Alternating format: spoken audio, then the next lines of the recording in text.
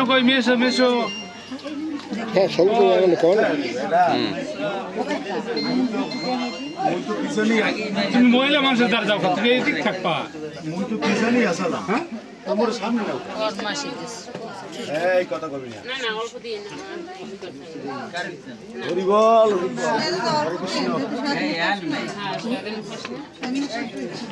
আরে মিষ্টি একদম খাই দাও তুমি কেতার তোমার হালাবো খাও তুমি কেতার না